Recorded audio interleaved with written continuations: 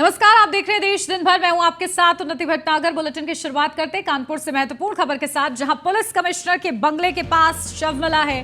3 बोरियों में एक ही व्यक्ति का शव है। शव मिलने से इलाके में सनसनी फैल गई है। सूचना मिलते ही मौके पर फॉरेंसिक टीम पहुंची है।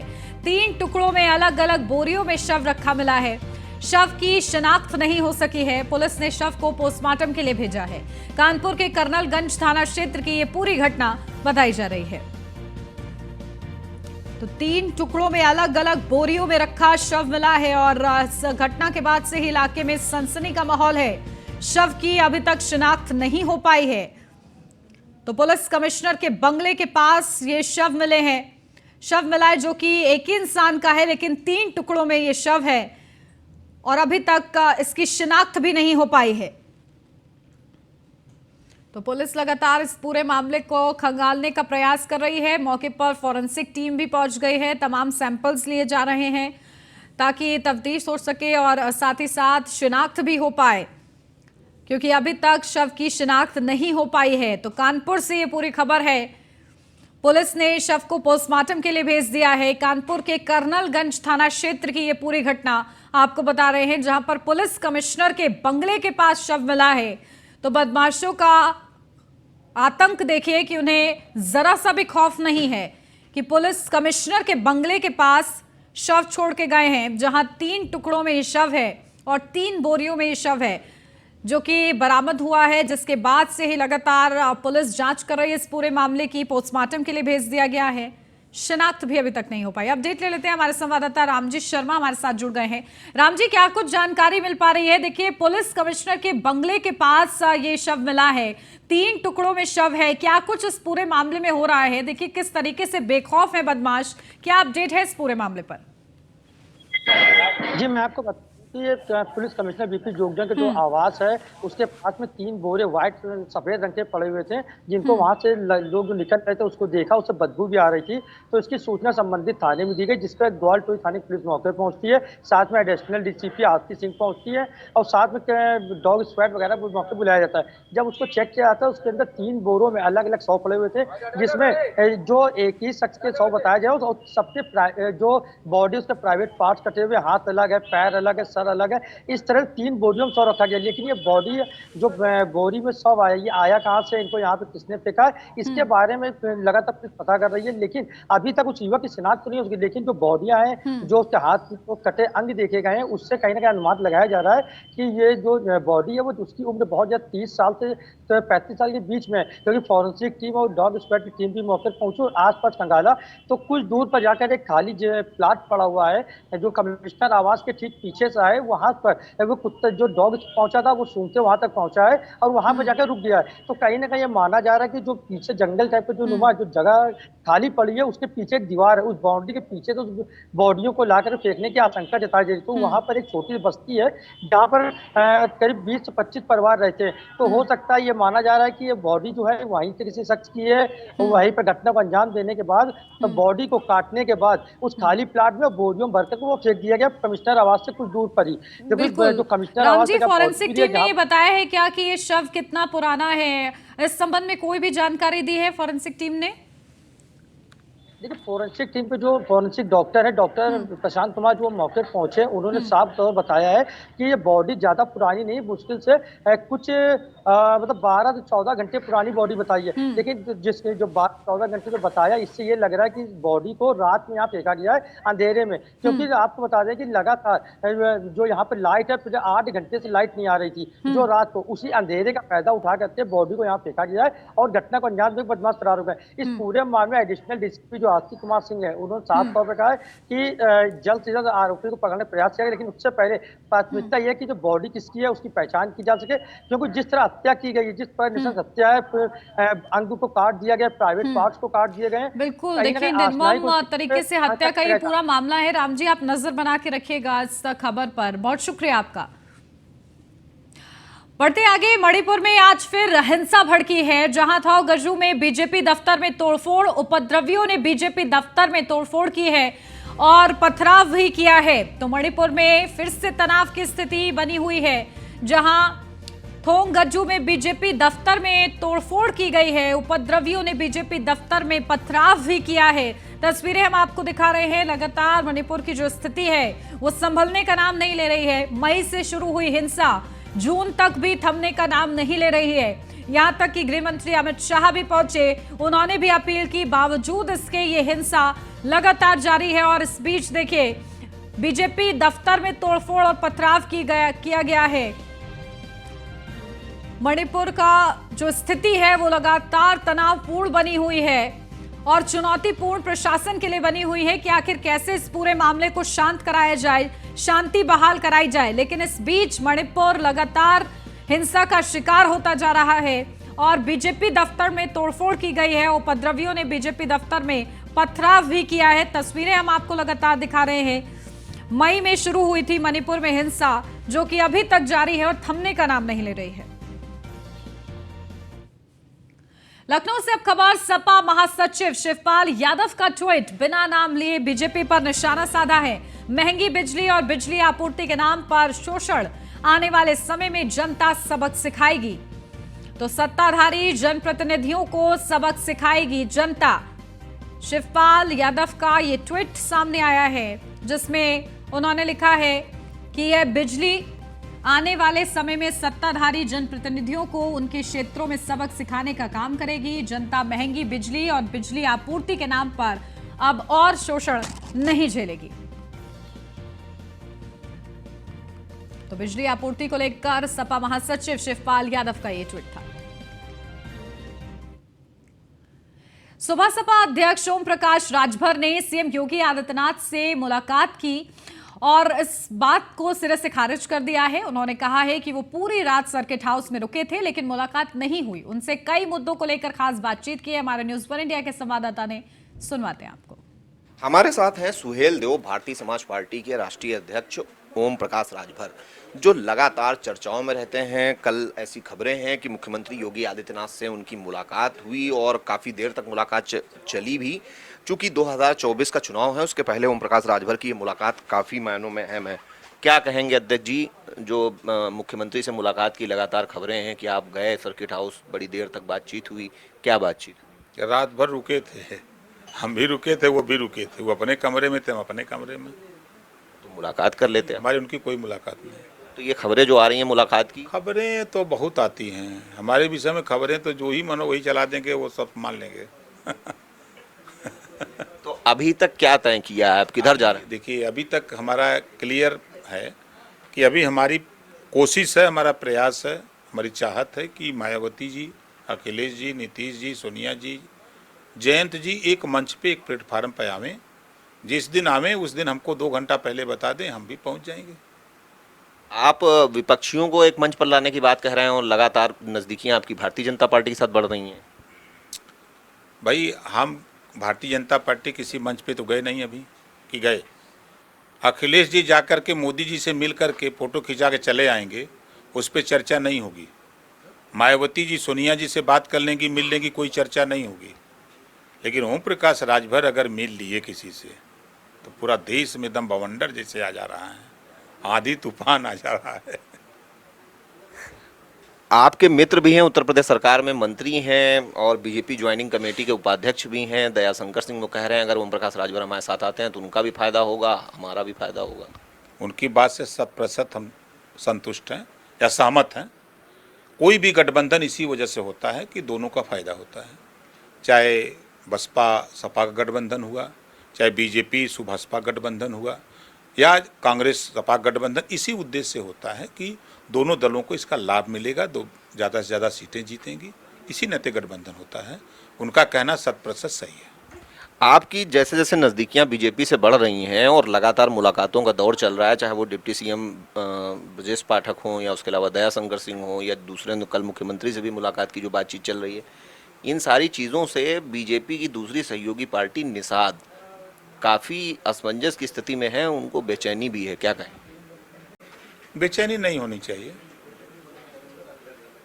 अब देखिए, हम जनता के बीच में जो जनता के मुद्दे हैं, जनता को आज गरीब पढ़ लिख नहीं पा रहा है, तो एक समान अनिवार्य फ्री शिक्षा के सवाल पे बोलना चाहिए, चाहे कोई मिनिस्टर हो, चाहे सांसद हो, चाहे विधायक हो, बोलना चाहिए। अभी तक क्या मान रहे हैं आप, बीजेपी के साथ जाएंगे जो अब तक बातचीत और मुलाकातें हुई हैं, या फिर विपक्ष के खेमे में, या अलग?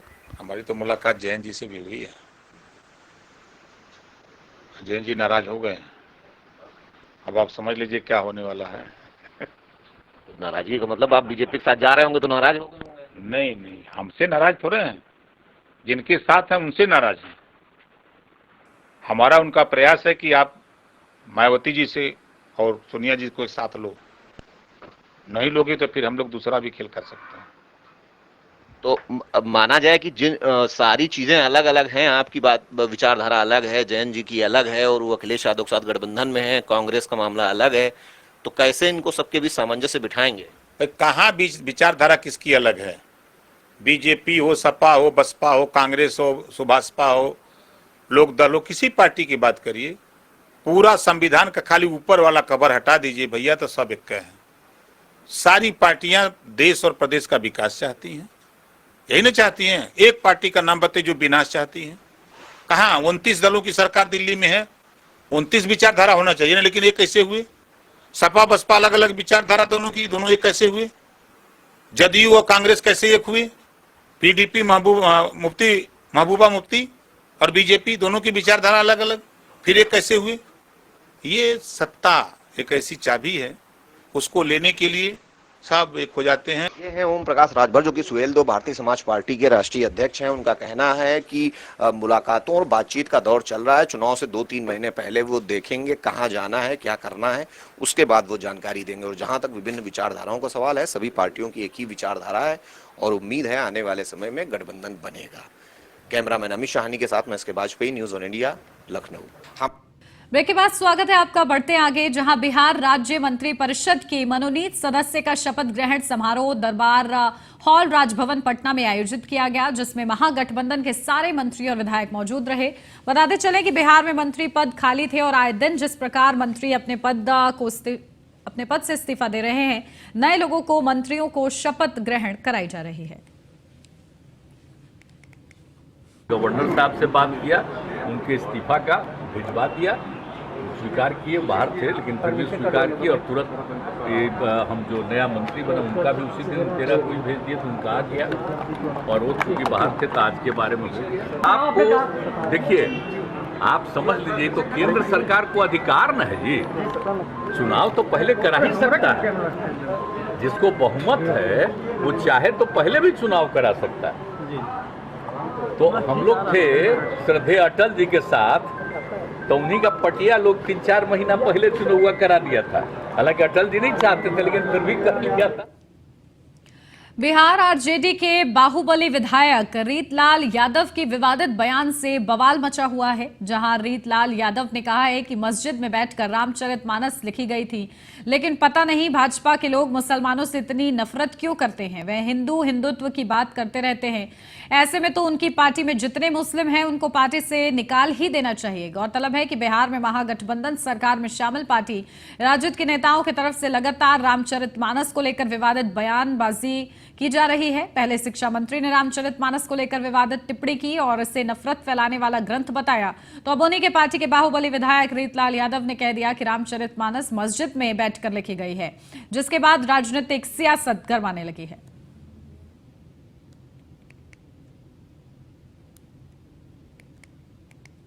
तो रामचरितमानस जो लिखा गया तो आपको याद होगा कि एक मस्जिद में लिखा गया था, इतिहास उठा के देखिएगा।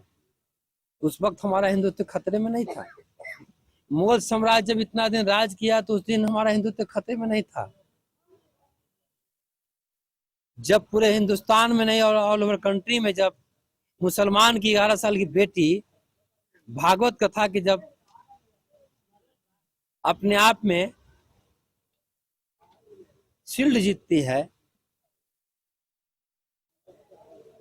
टॉपर आती है, उस वक्त कहाँ थे लोग देखने वाले? तो रामचरितमानस जो लिखा गया था आपको। आरजेडी विधायक ने रामचरितमानस को लेकर जो टिप्पणी की, अब उसको लेकर सियासी घमासान मचा हुआ है, जहां ये कहा गया कि रामचरितमानस मस्जिद में बैठकर लिखी गई है। अपडेट ले लेते हैं, हमारे ब्यूरो चीफ मनोज कुमार हमारे साथ जुड़ गए हैं। मनोज, क्या कुछ जानकारी? देखिए, आरजेडी विधायक की तरफ से जो ये बयानबाजी की गई है रामचरितमानस को लेकर, अब सियासी घमासान तो होना ही था और प्रतिक्रियाएं भी मिलनी शुरू हो गई हैं, क्या कुछ हो रहा है? जी बिल्कुल, जिस प्रकार देखा जाए तो आरजेडी के दानापुर के जो एमएलए हैं रीतलाल जादव, ये देखिए इनपे पहले से ही दर्जनों अपराधी मामलाएं दर्ज हैं। ये बेल पे बाहर आए हुए हैं इधर। उसके बाद जिस प्रकार ये जो चर्चा में रहने के लिए, देखिए पहले तो ये पहले चर्चा में रहा करते थे, लेकिन अब चर्चा में आने के लिए ये साहब रामचरितमानस को उन्होंने बता दिया कि ये जो है मस्जिद में बैठकर लिखा गया था, और यदि बीजेपी इस तरह की राजनीति करती है तो फिर मुस्लिमों को अपने साथ क्यों रख रही है, मुस्लिमों को क्यों ये बाहर क्यों नहीं पार्टी से निकाल दे रही है। तो इस तरह का ये मामला जो बयान भड़काऊ दिए है, उसके पहले भी देख लीजिए महागठबंधन के सरकार में शिक्षा मंत्री द्वारा भी रामचरितमानस पर भी सवालिया उठाया गया था। उसके बाद यही महागठबंधन के नेता जो रीतलाल जादव अभी जो एमएलए हैं, और इनका भी इस तरह का भड़काऊ भाषण आ चुका है, जिससे देखिए भाजपा के सारे लोग नाराज हैं। और जो भी देखिए बिहार के जो पढ़े लिखे और जितने भी ग्रंथ पंडित और ब्राह्मण समुदाय के लोग, वो भी नाराजगी दिखला रहे हैं अब। आखिर इस तरह की भाषण और इस तरह की बोलने की क्या तुक थी, इससे क्या लाभ है इनको, इस तरह की चर्चाएं अभी बिहार में चल रही है। बिल्कुल, देखिए रामचरितमानस को लेकर पवित्र ग्रंथ है, और ऐसे में बावजूद इसके जब ऐसी बयानबाजियां हो रही हैं तो सियासी हलचल भी देखने को मिल रही है। ठीक है, बहुत शुक्रिया मनोज आपका तमाम जानकारी के लिए। एशिया के अस्थाना कजाकिस्तान में आयोजित एशियन शैम्बो 2023 के प्रतियोगिता में भारतीय टीम का हिस्सा बने 5 बिहार के खिलाड़ियों ने इतिहास रचकर राज्य और देश का नाम रोशन किया है, जहां बिहार के 5 खिलाड़ियों ने 1 रजत और 3 कांस्य पदक प्राप्त कर राज्य का इतिहास रच दिया है, जिसमें भागलपुर किलकारी बिहारलाल भवन के प्रमंडलीय स्वयंवक अभिलाषा कुमारी ने सर्वश्रेष्ठ प्रदर्शन करते हुए डबल कांस्य पदक प्राप्त कर भागलपुर का नाम रोशन किया है, जबकि कैमूर से भौरिक सिंह यादव एवं पूनम यादव ने रजत पदक प्राप्त कर राज्य का नाम रोशन किया है। वहीं भागलपुर किलकारी बिहार बाल भवन के प्रमंडलीय अभिलाषा कुमारी ने 2 कांस्य पदक जीत हासिल होने पर भागलपुर में काफी उत्साह का माहौल है, जहां अभिलाषा कुमारी को भागलपुर पहुंचते ही किलकारी के कर्मचारियों सहित खेल खिलाड़ियों द्वारा भागलपुर रेलवे स्टेशन पर पुष्प वर्षा एवं फूल माला से स्वागत करते हुए ढोल नगाड़ों के साथ काफी संख्या में किलकारी भवन पहुंचे। और इस दौरान अभिलाषा कुमारी ने कहा कि 2 कांस्य पदक जीत कर राज्य और देश के साथ साथ मुझे भी काफी खुशी मिल रही है।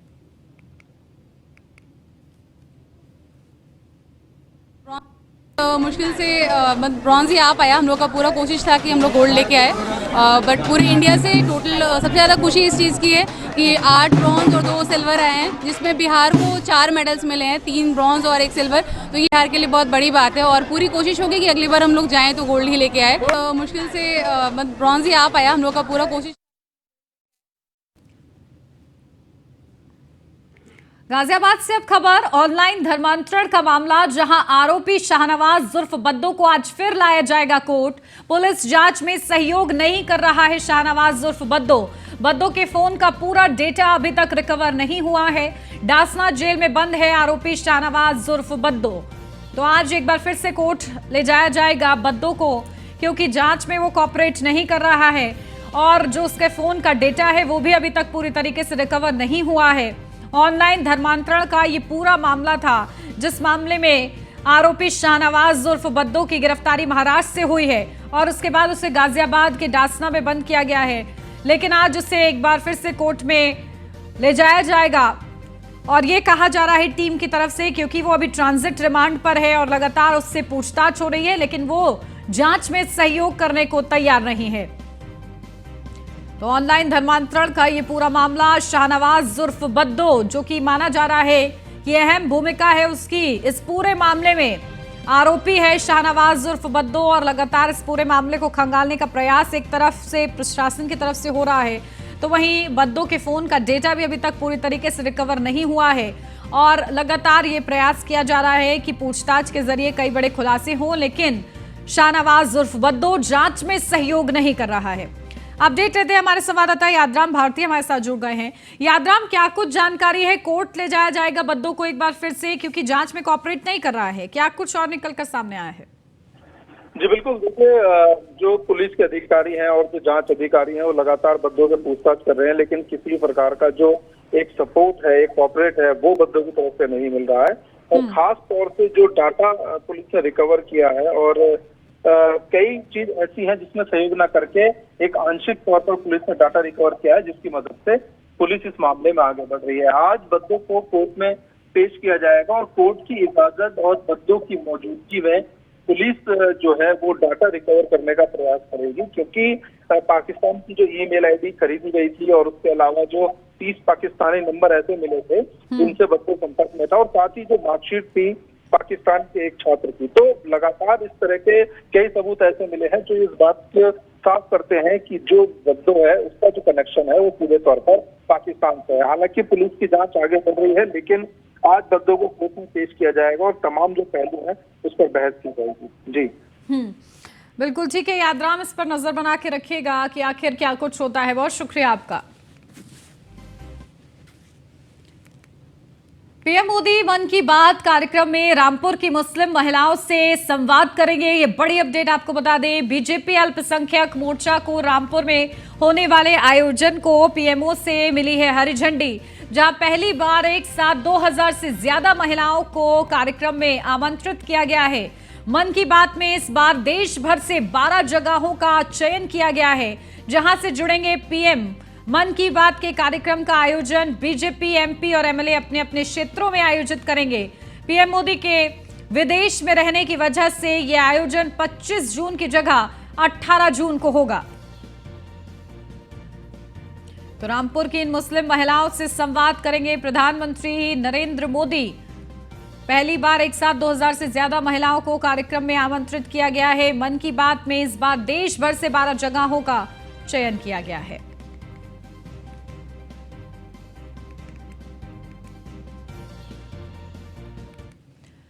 लखनऊ से अब खबर चिकित्सा संस्थानों में तैनात आउटसोर्स कर्मचारियों के लिए एक अच्छी खबर है। आउटसोर्स कर्मचारियों को पहले के मुकाबले अब ज्यादा वेतन मिलेगा। केजीएमयू और लोहिया संस्थान ने शासन को प्रस्ताव भेजा है, जहां मंजूरी मिलने पर करीब 1.5 गुना हो जाएगा आउटसोर्स कर्मचारियों का वेतन। चिकित्सा संस्थानों में 10,000 से ज्यादा आउटसोर्स कर्मचारी तैनात हैं। कहीं संविदा कर्मचारियों का न्यूनतम वेतन 10,000 रुपए से भी कम है। तो चिकित्सा संस्थानों में 10,000 से ज्यादा आउटसोर्स कर्मचारियों का वेतन अब बढ़ने की उम्मीद है। प्रस्ताव इस संबंध में भेज दिया गया है। और इसी के साथ इस बुलेटिन में बस इतना ही। खबरों का सिलसिला आगे भी जारी रहेगा। आप बने रहिए न्यूज़ 1 इंडिया के साथ।